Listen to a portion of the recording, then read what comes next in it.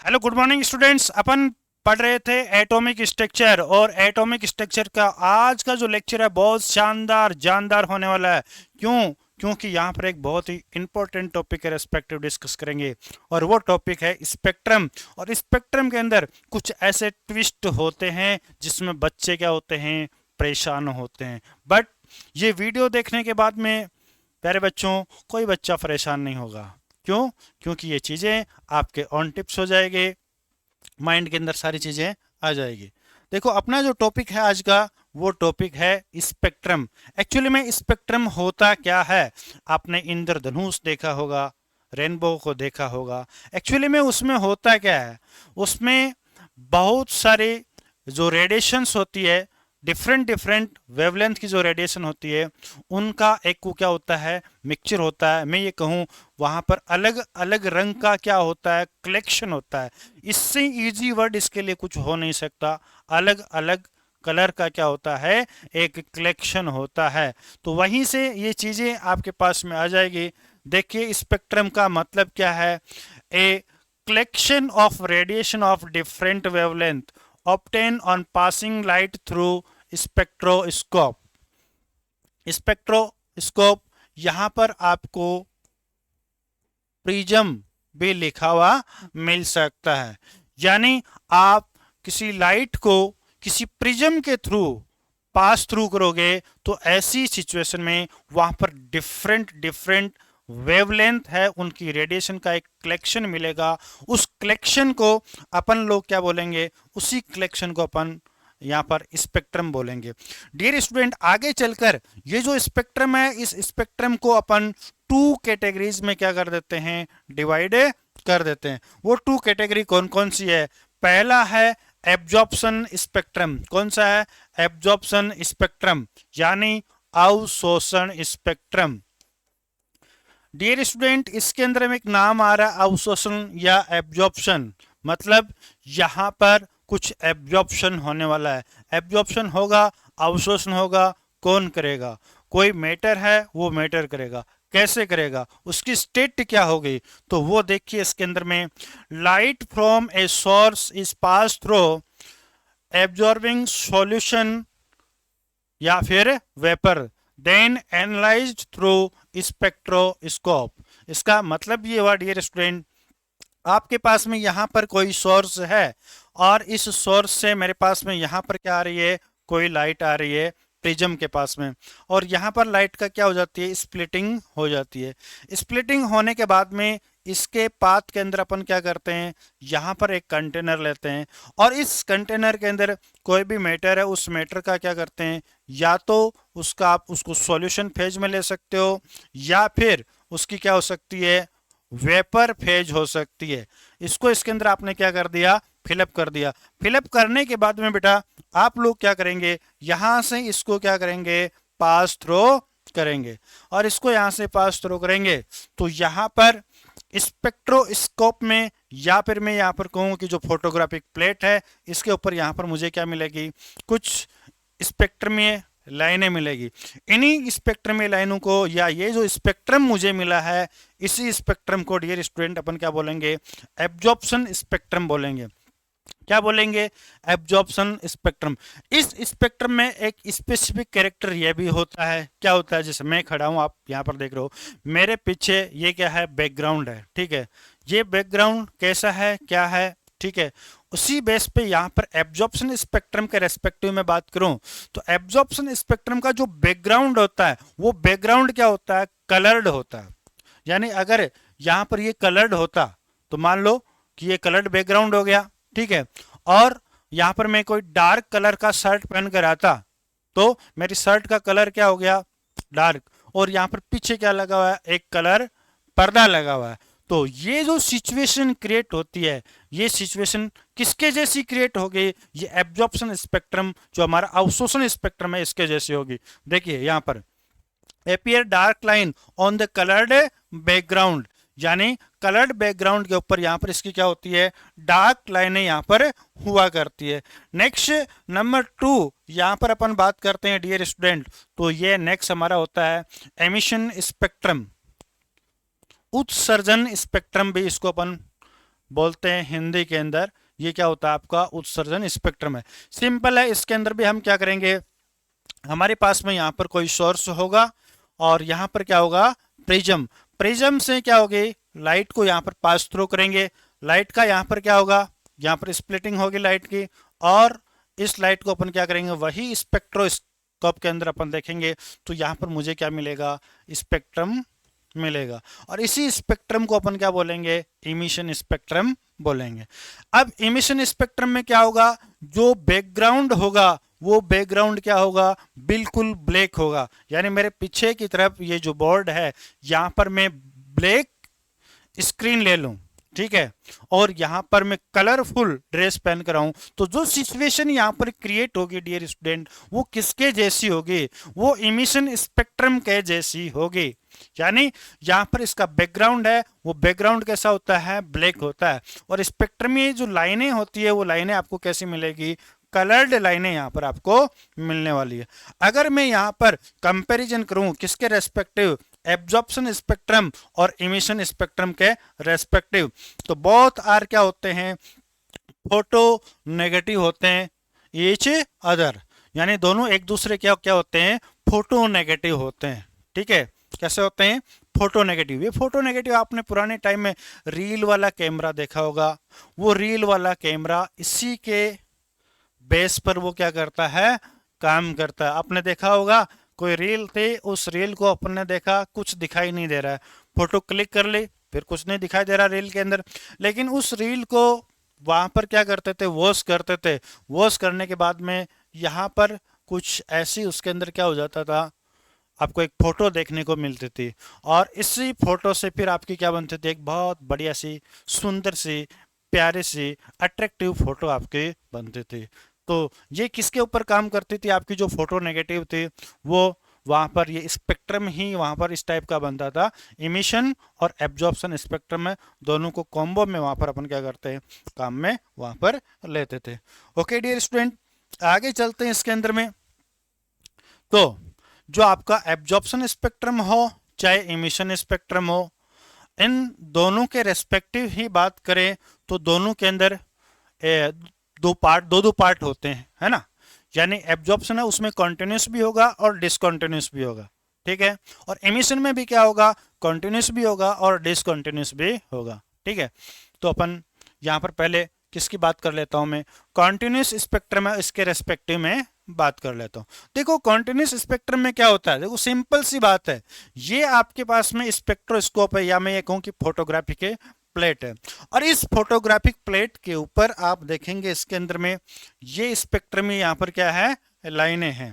क्या है, ये स्पेक्ट्रम में लाइन है, इस तरीके से ये स्पेक्ट्रम में लाइन है, इस तरीके से ये स्पेक्ट्रम में जो लाइन है वो क्या होती है, कॉन्टिन्यूस होती है। इस तरीके से स्पेक्ट्रम में लाइनें यहाँ पर क्या होगी, कॉन्टिन्यूस होगी।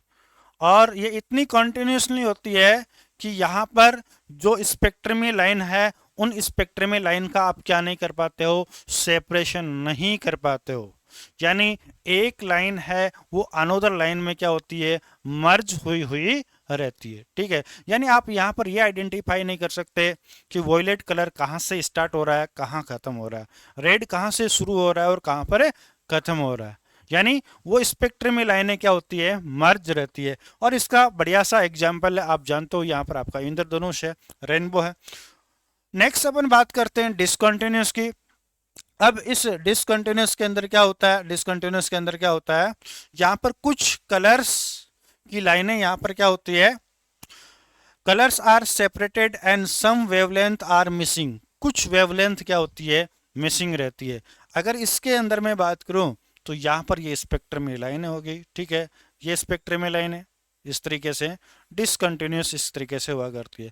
यानी यहाँ पर जो लाइनें होती है वो क्या होती है, सेपरेट होती है। टू कलर्स की लाइंस होती है, उनके बिटवीन क्या होता है, गैप होता है, और उस गैप से अपन इजी में आइडेंटिफाई कर सकते हैं, ठीक है। अब आगे चलते हैं, इनके अंदर भी दो दो पार्ट होते हैं, इनके अंदर भी क्या होते हैं, दो दो पार्ट होते हैं। वो दो दो पार्ट कैसे होते हैं, क्या होते हैं, देखो एक होता है आपका लाइन स्पेक्ट्रम और दूसरा क्या होता है, बैंड स्पेक्ट्रम होता है। देखो इसके अंदर में सबसे पहले लाइन स्पेक्ट्रम में डियर स्टूडेंट एक्चुअली में क्या होता है, जो भी स्पेक्ट्रम होता है उस स्पेक्ट्रम के अंदर आपको इस तरीके से क्या होगी, स्पेक्ट्रम में लाइनें मिलेगी, या मैं इसको इस तरीके से डायग्राम लूं तो इसमें क्या होगी, स्पेक्ट्रम में लाइनें होगी, इस तरीके से ये लाइनें चलती रहेगी। ठीक है, lines of different colour are obtain, यहाँ पर डिफरेंट डिफरेंट कलर की क्या होती है, स्पेक्ट्रम में लाइनें आपको मिलती है। ये कोई कलर की है, फिर ये कोई अनोदर कलर है, ये फिर अनोदर कलर, ये अनोदर कलर, इस तरीके से। अब ये जो लाइन स्पेक्ट्रम है ये कब बनेगा, सबसे बड़ी बात तो हमारे लिए है कि लाइन स्पेक्ट्रम बनता कब है। भाई स्पेक्ट्रम किसका देखते हो आप, कोई भी सब्सटेंस है उस सब्सटेंस का आप स्पेक्ट्रम देखते हो।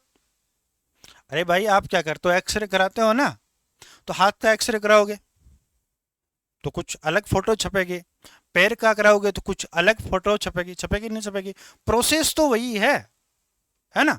तो यहाँ पर अपन देखते हैं इसके अंदर में सब्सटेंस हमारे क्या हो गए, चेंज हो गए, हैंड हो गया, यहाँ पर ये आपका पैर हो गया। तो यहाँ पर भी अपन देखते हैं when substances heated in atomic form, किसी भी सब्सटेंस को आप एटॉमिक फॉर्म के अंदर क्या कर रहे हो, हीट कर रहे हो, तो ऐसी सिचुएशन में वहां पर जो स्पेक्ट्रम अपने को मिलेगा उस स्पेक्ट्रम का टाइप क्या होगा, वो टाइप होगा लाइन स्पेक्ट्रम। और इसका सबसे बेस्ट एग्जांपल है कौन सा, हाइड्रोजन स्पेक्ट्रम। और डियर स्टूडेंट इसी टॉपिक के अंदर जो हाइड्रोजन स्पेक्ट्रम है हम उस हाइड्रोजन स्पेक्ट्रम को डिटेल से पढ़ेंगे। दूसरा है बैंड स्पेक्ट्रम। बैंड स्पेक्ट्रम में एक्चुअली में क्या होता है, ये यहां पर हमारे पास में फोटोग्राफिक प्लेट है, यहां पर कंटिन्यूसली क्या होगी, स्पेक्ट्रम में लाइनें हो गई, फिर क्या होगी, स्पेक्ट्रम में लाइनें क्या हो जाएगी, यहां पर मिस हो जाएगी, फिर से स्पेक्ट्रम में लाइनें इस तरीके से आ जाएगी। तो कहने का मतलब ये स्पेक्ट्रम में लाइनों का क्या बन गया, एक बैंड बन गया, क्या बन गया, बैंड बन गया, यहाँ पर एक समूह बन गया। ये स्पेक्ट्रम में लाइनों का क्या बन गया, एक बैंड बन गया। ठीक है, इसीलिए इसको अपन क्या बोलते हैं, बैंड स्पेक्ट्रम बोलते हैं। बट ये बैंड स्पेक्ट्रम कौन सी कंडीशन में फॉर्म होने वाला है, डियर स्टूडेंट ये जो बैंड स्पेक्ट्रम, कोई भी सब्सटेंस है उस सब्सटेंस को आप मोलिक्यूल फॉर्म के अंदर क्या कर रहे हैं, मोलिक्यूल फॉर्म के अंदर आप क्या कर रहे हैं, उसको हीट कर रहे हैं। तो ऐसी सिचुएशन में वहां पर जो भी आपका स्पेक्ट्रम बनेगा वो स्पेक्ट्रम कौन सा होगा, आपका बैंड स्पेक्ट्रम होगा। यानी बैंड स्पेक्ट्रम तो मोलिक्यूल फॉर्म में मिलेगा और लाइन स्पेक्ट्रम हमारा है वो मिलेगा कौन सा, इसके अंदर में एटॉमिक फॉर्म के अंदर ये आपको मिलने वाला है। ओके, अब देखो हम हाइड्रोजन जो स्पेक्ट्रम है, हाइड्रोजन का स्पेक्ट्रम है, इस हाइड्रोजन के स्पेक्ट्रम को डियर स्टूडेंट यहां पर डिटेल से अपन उस इसके अंदर इसके रेस्पेक्टिव अपन क्या करने वाले हैं, डिस्कस करने वाले हैं। देखो इसके अंदर में हाइड्रोजन स्पेक्ट्रम की मैं बात करता हूं। देखिए ये आपको डायग्राम आपको दिखाई दे रहा होगा, इस डायग्राम को इस तरीके से समझिए, ये आपके पास में क्या होता है, प्रोटॉन न्यूट्रॉन, ये आपका क्या हो गया, न्यूक्लियस हो गया, क्या हो गया, न्यूक्लियस हो गया। अब आपको मैंने क्वांटम नंबर में बताया था कि यहां पर ये क्या होती है, n इक्वल टू 1 के सेल, फिर ये क्या हो जाएगी L M N, इस तरीके से ये सेल्स क्या होती है, कंटिन्यूसली चलती रहती है। ये जो सर्कुलर जो हमारी सेल थे, सर्कुलर हमारा जो कोर्स था उसको मैंने स्ट्रेट लाइन के अंदर इस तरीके से रिप्रेजेंट कर दिया। यानी ये आपका क्या हो गया, first second third fourth fifth six seven और एट्थ। आगे अपन यहाँ पर माने तो यहाँ पर क्या मान सकते हैं, इन्फिनाइट भी आप लेकर चल सकते हो। ठीक है, ओके डियर स्टूडेंट। अब देखिए एक्चुअली में क्या होता है, यहाँ पर हाइड्रोजन स्पेक्ट्रम है, उस हाइड्रोजन स्पेक्ट्रम के रेस्पेक्टिव अपन यहाँ पर क्या करने चाह रहे हैं, डिस्कस करने जा रहे हैं। तो आप इसको एक बार अच्छी तरीके से देख लीजिए, इसका आप कोई स्क्रीनशॉट वगैरह लेना चाहो तो उस स्क्रीनशॉट को आप अच्छी तरीके से ले लीजिए, ले लिया होगा आप लोगों ने अच्छी तरीके से।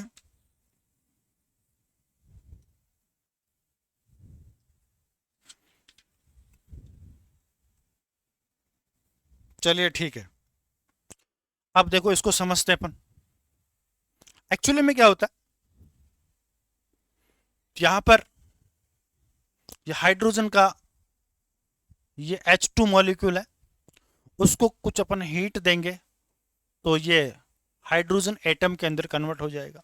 ठीक है, अब डियर स्टूडेंट एक्चुअली में होता क्या है, यहाँ पर जो इलेक्ट्रॉन होता है वो इलेक्ट्रॉन कहाँ पर रहता है, यहाँ पर रहता है। इस इलेक्ट्रॉन को जैसे ही एनर्जी मिलेगी ये इलेक्ट्रॉन यहाँ से जंप कर जाएगा, इधर भी कर सकता है, यहाँ से जंप यहाँ पर भी कर सकता है, यहाँ से जंप ये यहाँ पर भी कर सकता है। ठीक है, तो देखो यहाँ पर ये इलेक्ट्रॉन फर्स्ट से second, third, fourth, fifth, six, seven, eight, इस तरीके से इनमें कि वो क्या कर सकता है, जंप कर सकता है।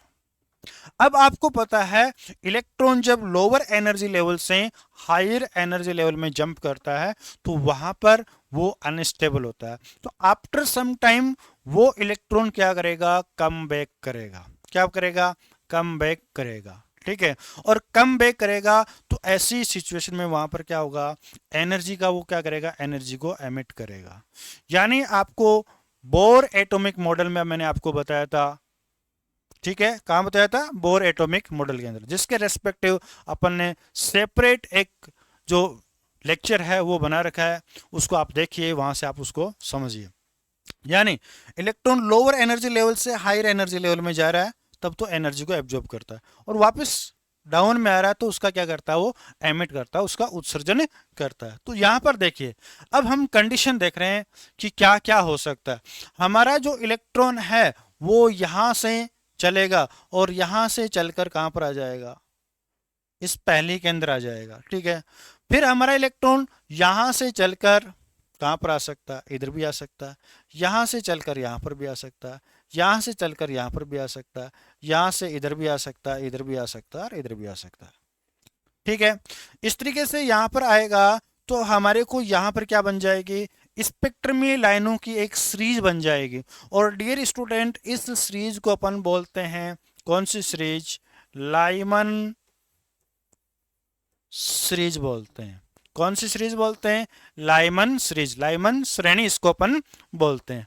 अब हो सकता है हमारा इलेक्ट्रॉन यहां से चलकर कहां पर आ जाए। अगर ये सारी की सारी जो स्पेक्ट्रमी लाइनें, वो स्पेक्ट्रमी लाइनें कहां पर आती है, अगर सेकंड सेल में आती है, सेकंड सेल में आती है, तो ऐसी सिचुएशन में यहां पर जो सीरीज बनती है उस सीरीज को अपन किस नाम से जानते हैं, इस सीरीज को जानते हैं बाल्मर सीरीज।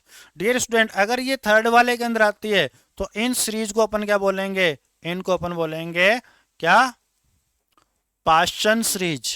क्या बोलेंगे, पास्चन सीरीज। और यहां पर ये आपकी कौन सी हो जाएगी, ब्रैकेट सीरीज हो जाएगी। इसको अपन बोलेंगे कौन से, फंड सीरीज। कौन सी बोलेंगे, फंड सीरीज। और ये आपकी क्या हो जाएगी, ये यहां पर हो जाएगी हम्प्री सीरीज, हम्प्री सीरीज हो जाएगी। तो कुल मिलाकर अपन बात करें यहाँ पर हाइड्रोजन स्पेक्ट्रम की, तो यहाँ पर डिफरेंट डिफरेंट हमारे को क्या मिल जाती है, स्पेक्ट्रम में सीरीज आपको मिल जाती है। डियर स्टूडेंट यहाँ पर ये एक सीरीज है जो ओनली और ओनली जो विजिबल रीजन होता है, हमारा दृश्य जो क्षेत्र होता है उसके अंदर मिलती है। ठीक है, कहाँ मिलती है, दृश्य, यानी इसको अपन देख सकते हैं। बाकी सीरीज है उन सीरीज को अपन क्या नहीं कर सकते, देख नहीं सकते। ठीक है, बाकी ये जितनी भी यहाँ पर जो सीरीज है, ये सीरीज कहाँ पर मिलती है आपको, इंफ्रा रेड के अंदर मिलती है, जिसको अपन अवरक क्षेत्र अपन बोलते हैं। और ये आपको मिलती है अल्ट्रा वायलेट, किसमें मिलती है, प्राबैंगनिक क्षेत्र के अंदर मिलती है। ओके, तो इस तरीके से यहां पर ये जो हमने स्पेक्ट्रम देखा, ये स्पेक्ट्रम किसका था, हाइड्रोजन का स्पेक्ट्रम था। किसका स्पेक्ट्रम था, हाइड्रोजन का स्पेक्ट्रम था। इसके रेस्पेक्टिव अपने डिस्कस किया। अब देखिए यहां पर कुछ मैंने आपको बातें बता रखी है। क्या, यहां पर देखो अगर एनर्जी की मैं बात करूं इसके अंदर में, तो देखो एनर्जी यहां पर दे रखी है 13.6, ये एनर्जी दे रखी है। और इस एनर्जी के रेस्पेक्टिव जो हमारा प्रीवियस लेक्चर था कौन सा, बोर रेडियस की जो एनर्जी थी उसके अंदर मैंने बताया था कि ये वैल्यूज आप क्या कर लीजिए, लर्न कर लीजिए, आपके आगे चलकर ये क्या आएगी, बहुत बहुत यूज में आने वाली है। डियर स्टूडेंट यहाँ से एक इंपॉर्टेंट फॉर्मूला हमारे पास में आता है जिसको अपन क्या बोलते हैं, रेडबर्ग फॉर्मूला अपन बोलते हैं। ठीक है, इस रेडबर्ग फॉर्मूले को आपको कुल मिलाकर आपको क्या करना है, लर्न करना है। क्या करना है, लर्न करना है। रेडबर्ग फॉर्मूला एक्चुअली में होता है क्या है, इसके अंदर में रेडबर्ग फॉर्मूला ये होता है इसके अंदर में 1/r equal to, sorry, Rydberg formula हमारा ये हो गया 1/λ equal to r into Z square 1/n1 square minus 1/n2 square. Dear student, आपको यहाँ पर ये देखना है कि ये जो n1 एक्चुअली में क्या है, ये एक्चुअली में n1 है हमारे लोअर एनर्जी लेवल, और हमारा n2 क्या है, n2 हमारा क्या है, हायर एनर्जी लेवल है। यानी ये तो वो एनर्जी लेवल है जहां पर हमारा इलेक्ट्रॉन आकर गिरता है, और ये वो है जहां से इलेक्ट्रॉन आता है। ठीक है, या ये इलेक्ट्रॉन के जंप करने के रेस्पेक्टिव भी अपन यहाँ पर क्या कर सकते हैं, बातें कर सकते हैं।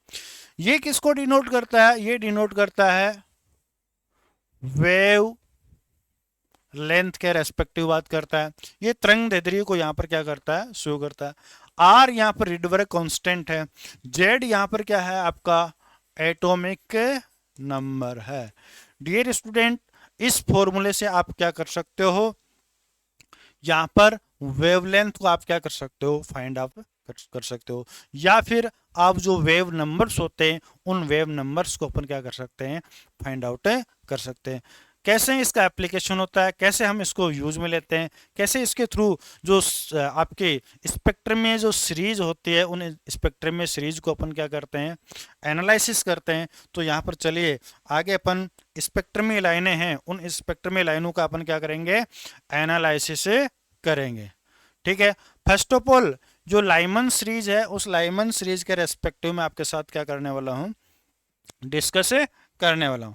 चलिए लाइमन सीरीज के रेस्पेक्टिव अपन डिस्कस करते हैं। इसके अंदर में देखो, इसके अंदर में लाइमन सीरीज, और इसमें सबसे पहले अल्फा लाइन ऑफ लाइमन लिखा हुआ है। क्या लिखा हुआ है, अल्फा लाइन ऑफ लाइन, ये लिखा हुआ है। इसका मतलब क्या होता है, देखो अभी लाइमन सीरीज में मैंने बताया था कि इलेक्ट्रॉन आया इस तरीके से, यहाँ से 7 से आया, ठीक है, फिर ये इधर से इलेक्ट्रॉन आया, फिर आपने देखा ये यहाँ से आया, फिर आपने देखा ये यहाँ से आया, फिर आपने देखा ये यहाँ से आया। ठीक है, ये n इक्वल टू क्या हो गया, 1 हो गया। ठीक है, तो देखो लाइमन सीरीज के लिए अगर मैं बात करूं वहां पर, तो n1 की वैल्यू तो वहां पर हमेशा क्या होती है, 1 होती है। बट n2 की वैल्यू वहां पर क्या हो सकती है, 2 हो सकती है, 3 हो सकती है, 4 हो सकती है, 5 हो सकती है, 6 हो सकती है। ये कंटिन्यू इस तरीके से हुआ करती है। ठीक है, अब यहां पर अल्फा लाइन दिया हुआ है, क्या दिया हुआ है, अल्फा लाइन। यहीं पर अपन क्या करते हैं, मिस्टेक करते हैं। अल्फा लाइन का मतलब क्या है, तो सबसे पहले तो आपको ये पता होना चाहिए कि ये जो लाइनें हमारी मिली है, इन लाइनों का मतलब क्या है। डियर स्टूडेंट, आप यहाँ पर देखेंगे इसके अंदर में, तो ये जो फर्स्ट लाइन है इसी को अपन बोलते हैं अल्फा लाइन, सेकेंड वाली को अपन बोलते हैं बीटा, और ये क्या होती है, गामा, और ये वाली क्या होती है, डेल्टा स्पेक्ट्रमीय लाइन होती है। हाँ, ये हर सीरीज के अंदर होती है, आपके लाइमन सीरीज में भी होगी, बाल्मर में भी होगी, फंड श्रेणी में भी होगी, हम्प्री सीरीज के अंदर भी होगी। जो भी इधर से देखोगे, जो फर्स्ट लाइन है उस फर्स्ट लाइन को अपन क्या बोलेंगे, अल्फा, सेकंड वाली को अपन क्या बोलेंगे, बीटा, फिर क्या हो जाएगी, गामा हो जाएगी। तो इस अगर इस अल्फा की बात करूं, तो अल्फा में देखो ये सिचुएशन आपको देखने को मिल रही है, ये 1 है और ये क्या है, 2 है। तो देखो इसके लिए n1 की वैल्यू क्या हो जाएगी, 1, और n2 की वैल्यू क्या हो जाएगी, 2 हो जाएगी। होगी कि नहीं होगी, बिल्कुल होगी। अब डियर स्टूडेंट, यहाँ पर हम रीडवर्क फॉर्मूला हमारा, उस रीडवर्क फॉर्मूले को अपन यहाँ पर क्या करेंगे, यूज में लेंगे, और रीडवर्क फॉर्मूले को यूज में लेकर देखते हैं अपन यहां पर 1/1 लेमडा अल्फा, इसकी वैल्यू को फाइंड आउट करते हैं। आर इंटू यहां पर क्या हो जाएगा, Z square 1/1 square minus 1/2 square. Clear. अब देखिए यहां पर क्या हो जाएगा, आर तो आर एज इट इज रहेगा, अब यहाँ पर बात किसके रेस्पेक्टिव कर रहे हैं, यहाँ पर हम जो भी बात कर रहे हैं वो हाइड्रोजन के रेस्पेक्टिव अपन बात कर रहे हैं। किस पे रेस्पेक्टिव, हाइड्रोजन। और डियर स्टूडेंट, हाइड्रोजन के लिए जो एटॉमिक नंबर होता है हमारा, वो एटॉमिक नंबर क्या होता है, 1 होता है। तो यहाँ पर क्या हो जाएगा, 1 का स्क्वायर हो जाएगा। इसका आप स्क्वायर करोगे तो ये क्या हो जाएगा, 1/1 हो जाएगा, माइनस ये क्या हो जाएगा, 1/4 हो जाएगा। ओके। अब डियर स्टूडेंट, आप लोगों को क्या करना है, इसको सोल्व करना है। चलो करिए इसको सोल्व, देखते हैं सोल्व करते हैं तब क्या आता है इसके अंदर में। उधर से देखो क्या मिला आपको, 1/λ इक्वल टू आर।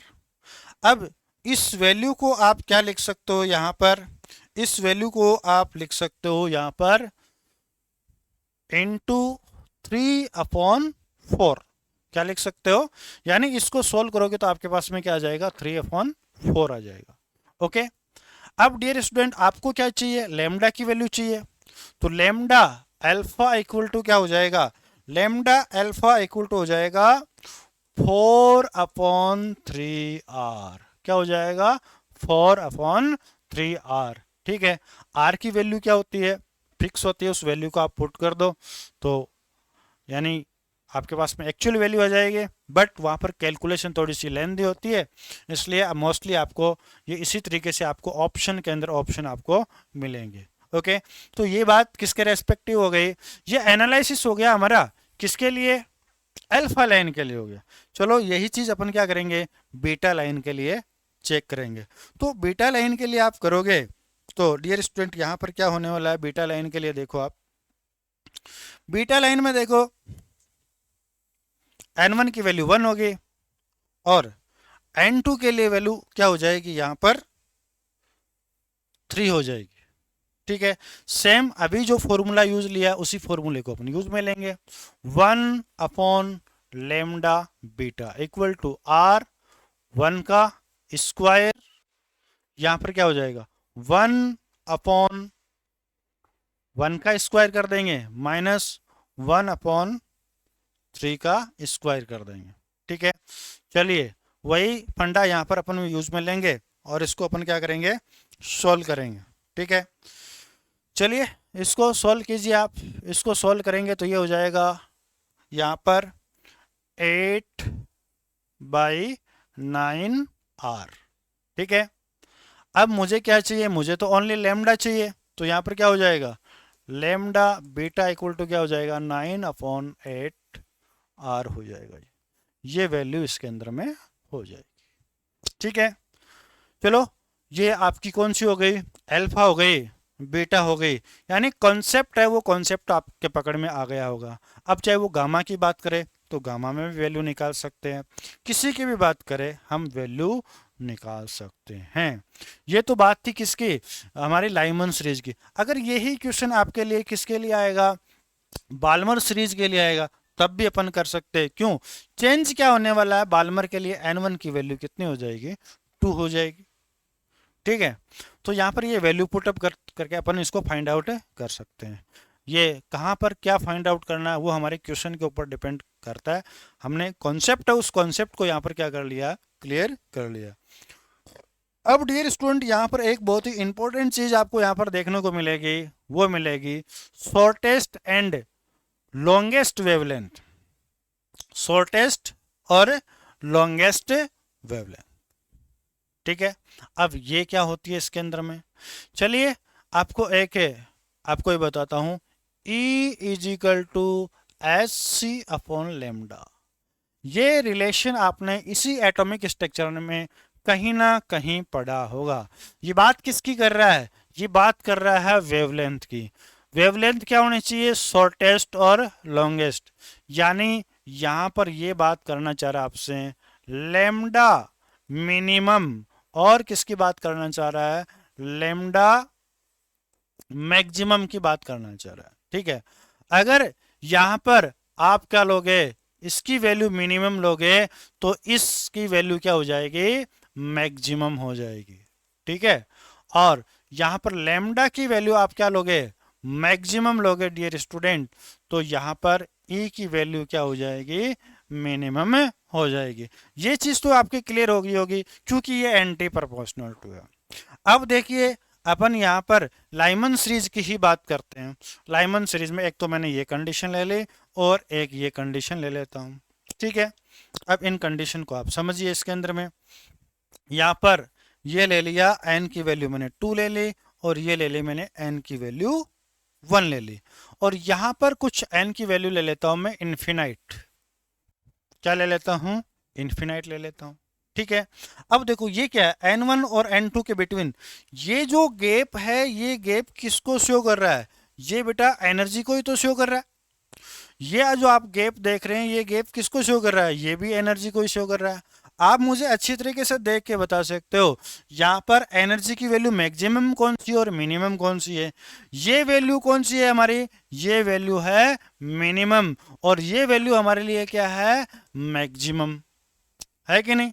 तो यहाँ पर आपके अभी अभी आपने देखा था कि यहाँ पर क्या देखा था, यहाँ पर हमने कौन सी लेमडा निकाली? लेमडा अल्फा की वैल्यू निकाले थे। यानी जो लेमडा अल्फा की जो वैल्यू थी, वो लेमडा अल्फा की वैल्यू ही क्या थी? लेमडा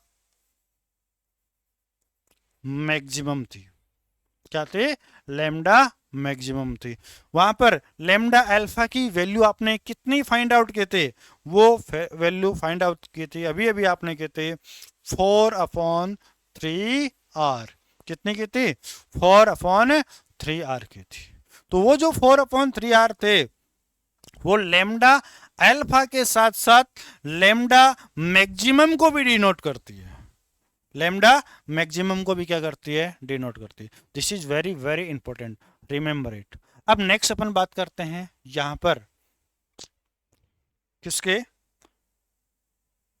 लेमडा मैक्सिमम हो गया। अब देखो ई मैक्सिमम है तो यहां पर हमारा क्या हो जाएगा? लेमडा मिनिमम हो जाएगा। अब देखो इलेक्ट्रॉन यहां पर कहां पर आ रहा है? इन्फिनाइट से इलेक्ट्रॉन आ रहा है, और वो कहां पर आ रहा है? 1 वाले के अंदर आ रहा है। तो देखो भाई इसको थोड़ा सा कैलकुलेट करना पड़ेगा, क्योंकि इसकी कैलकुलेशन हमने पीछे की नहीं थी। चलो अब अपन इसकी कैलकुलेशन कर लेते। वही अपन यूज में लेंगे 1/लेमडा मिनिमम, ठीक है। यहां पर क्या हो जाएगा? r इंटू 1 स्क्वायर, यहां पर 1/1 स्क्वायर n1 की वैल्यू यहां पर क्या है? 1 है। इलेक्ट्रॉन कहां से कहां आ रहा है? 1 के अंदर आ रहा है। अब इलेक्ट्रॉन कहां से आ रहा है भाई? एनर्जी की वैल्यू मैक्सिमम कब होती है? जब वो इन्फिनाइट से आता है। तो यहां पर माइनस क्या हो जाएगा? 1/इन्फिनाइट स्क्वायर। अगर आप इसको सोल्व करोगे तो यहां पर क्या हो जाएगा? 1/लेमडा मिनिमम इक्वल टू, इसको सोल्व करोगे तो इसकी वैल्यू तो क्या आनी है? इसकी वैल्यू तो 1 ही आने वाली है, 1/1 आने वाली है। तो कुल मिलाकर ये क्या हो गया? r। आप इसको किसके इक्वल कर दोगे? आप लेमडा मिनिमम के इक्वल कर दोगे तो ये वैल्यू हो जाएगी 1/r। कितनी वैल्यू हो जाएगी डियर स्टूडेंट? ये हो जाएगी आपकी 1/r, ये वैल्यू हो जाएगी। डियर स्टूडेंट ये हमारा टॉपिक किसका था? स्पेक्ट्रम का टॉपिक था। स्पेक्ट्रम से रिलेटेड जितने भी जो कंसेप्ट है, उन कंसेप्ट के हमने क्या कर लिए? यहाँ पर डिस्कस कर लिए। कुछ क्वेश्चंस हैं, उन क्वेश्चंस को अपन ले लेते हैं यहाँ पर। और पहला क्वेश्चन देखो, नॉर्मल क्वेश्चन है वो तो आप इजी वे में कर लोगे।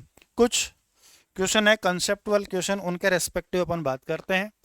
देखो पहला क्वेश्चन देखो यहाँ पर, ये पहला क्वेश्चन है। इस क्वेश्चन के अंदर देखो, the wavelength of particular transition in hydrogen atom, यानी ट्रांजिशन यहाँ पर कोई पर्टिकुलर ट्रांजिशन ले रहा है, एटम हमारा कौन सा? हाइड्रोजन। उसके लिए जो हमारे पास में वेवलेंथ है, यानी लेमडा एच की वैल्यू 91.2 हमारे को दे रखी है। आगे क्या बोल रहा है? Calculate the wavelength for helium plus ion for the same transition. यानी यहां पर आपको क्या करना है? यहां पर लेमडा हीलियम प्लस आयन है, इस प्लस आयन की वैल्यू को आपको क्या करना है? फाइंड आउट करना है। भाई कैसे करेंगे? देखो इसके अंदर में पहले मैं इसके रेस्पेक्टिव ले लेता हूं। यहां पर 1 upon lambda H equal to क्या हो जाता है, आर इंटू में क्या कर दूंगा 1 का स्क्वायर, ठीक है, मैं क्या कर दूं 1 का स्क्वायर, यहाँ पर ले लूँ 1 upon n1 square minus 1 upon n2 square. जब तक हमारे को n1 और n2 की वैल्यू पता नहीं हो तो हमारे को क्या करना है, n1 n2 ही लेकर चलना है, ठीक है, ये चीजें हो गई।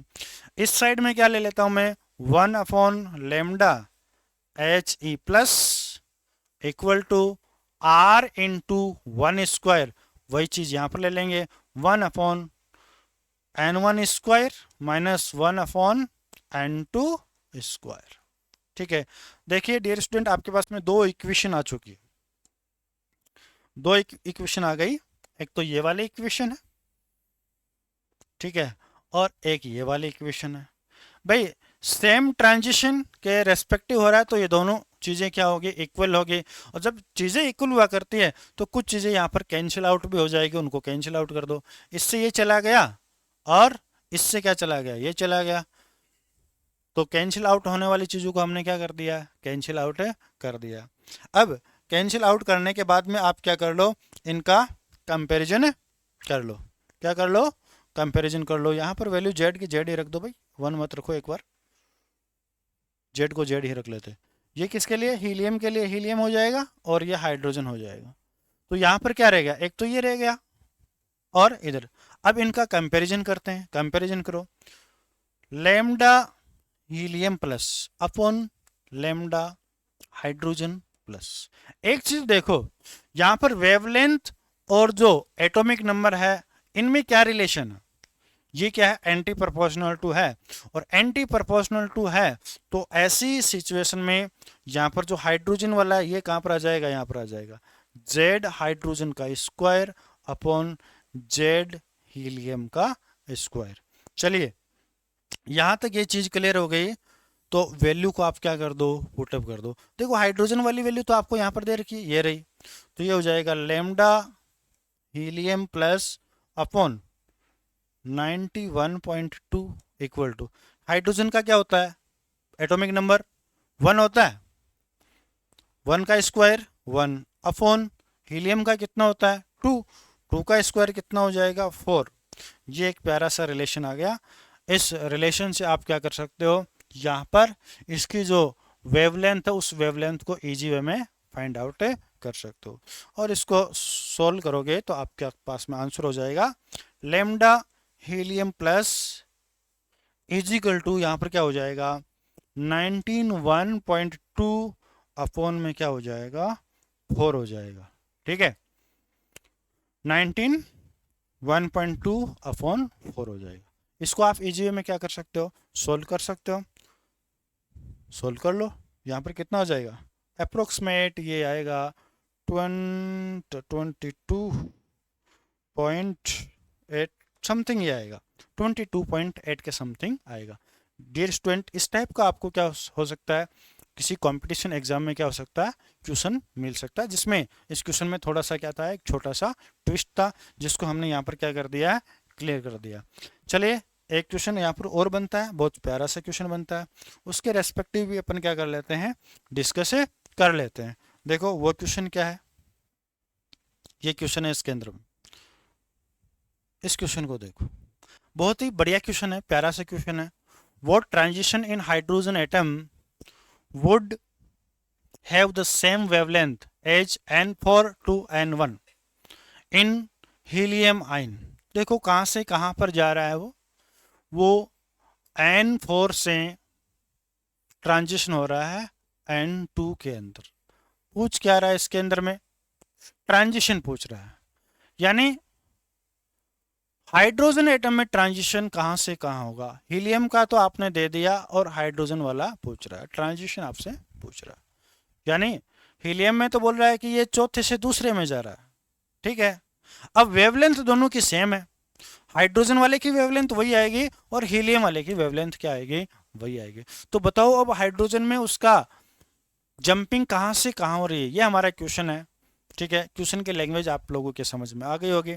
चलिए इसको अपन करते हैं, सेम अभी जो अपन ने क्वेश्चन किया था सेम उसी तरीके से हम क्या करेंगे, इस क्वेश्चन को यहाँ पर क्या करने वाले हैं। तो देखो यहाँ पर क्या हो जाएगा, वही 1/λh इक्वल टू आर, यहाँ पर क्या हो जाएगा Z H square equal to, sorry पूरा दोबारा लेना पड़ेगा इसमें, ये हो जाएगा 1/n1 square minus 1/n2 square. Hydrogen वाले के लिए तो अपन यही लेंगे, क्योंकि हमारे को पता नहीं है n1 n2 का। अगर इसकी मैं बात करूं तो यहाँ पर हो जाएगा 1/λhe plus equal to R Z helium का स्क्वायर। यहाँ पर हमारे को पता है 1/n1 2 है, 2 का स्क्वायर, 1/ ये क्या हो जाएगा 4 है तो 4 का स्क्वायर हो जाएगा। चलिए अपन देखते हैं, इसको सोल्व करते हैं। इसको आप सोल्व करो, यहाँ पर कितना हो जाएगा आर जेड हीलियम प्लस का स्क्वायर, ये हो जाएगा 1/4 माइनस 1/ कितना हो जाएगा 16 हो जाएगा। चलिए इसको आप फिर से देखिए, फिर से सोल्व कीजिए। इसको मैं क्या कुछ लिख सकता हूं या नहीं लिख सकता। क्या मैं इस वैल्यू को 1 माइनस 1/4 ले सकता हूं? बिल्कुल ले सकता हूं, बिल्कुल ले सकता हूं। तो हमारी चीज़ें भी यहाँ पर क्या हो गई सॉर्ट आउट हो गई। इसको तो एज इट इज़ ऐसे रख लो। अब यहाँ पर हमारे पास एक नई इक्वेशन आ जाएगी, वो आ जाएगी 1/λ helium plus equal to R Z helium plus square, और ये हो जाएगी आपकी, इस वैल्यू को मैं लिख सकता हूँ 1/1 स्क्वायर, और उधर वाली वैल्यू को मैं लिख सकता हूँ 1/2 स्क्वायर। ठीक है, अगला कह रहा है कि ये वैल्यू और ये वैल्यू क्या है सेम है, सेम है तो ये और ये भी क्या होंगे सेम होंगे। यानी n1 की वैल्यू तो यहाँ से क्या हो जाएगी 1 हो जाएगी, और n2 की वैल्यू यहाँ से क्या हो जाएगी आपकी 2 हो जाएगी। यानी जो ट्रांजिशन यहाँ पर चौथे से दूसरे में हो रहा था हीलियम, उसकी जो वेवलेंथ है वो कब इक्वल होगी हाइड्रोजन के अंदर, जब हमारा इलेक्ट्रॉन यहाँ पर दूसरे से पहले के अंदर क्या करेगा ट्रांजिशन करेगा, तब करेगा। इस टाइप के यहाँ क्या होते हैं कुछ कंपटीशन के अंदर क्वेश्चन पुटअप किए जाते हैं। डियर स्टूडेंट, यहाँ पर कोई शॉर्टकट नहीं होता, आपके पास में लॉजिक होना चाहिए, कंसेप्ट होना चाहिए। अगर आपके पास में कंसेप्ट है तो आलतू फालतू की चीज़ों के अंदर आपको कहीं उलझने की ज़रूरत नहीं है। तो ये आपका टॉपिक यहाँ पर कंप्लीट होता है। नेक्स्ट लेक्चर में अपन क्या करेंगे, किसी नेक्स्ट टॉपिक के रेस्पेक्टिव डिस्कस करेंगे। तब तक के लिए बने रहें आप। अगर आप यहाँ पर फर्स्ट बार आए हैं तो इस चैनल को आप क्या कीजिए सब्सक्राइब कीजिए। ठीक है, वीडियो को लाइक कीजिए और शेयर कीजिए। Best of good luck.